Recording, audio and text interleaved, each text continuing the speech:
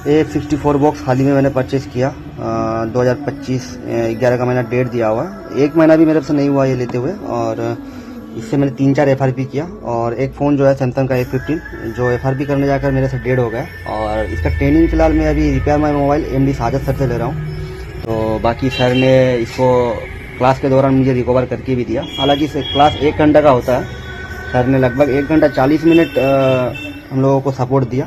और मेरे साथ और भी एक दो स्टूडेंट थे जिन लोगों का फ़ोन का थोड़ा दिक्कत था, ठीक है, वो फ़ोन भी सर ने रिकवर करके दिया।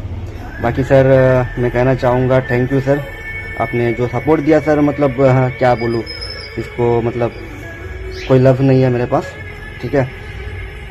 Specially thanks for Sajid sir, thank you sir, customer से बचाने के लिए और सर फ़ोन को रिकवर करके देने के लिए। कस्टमर सर बहुत परेशान कर रहा था सर, थैंक यू सर।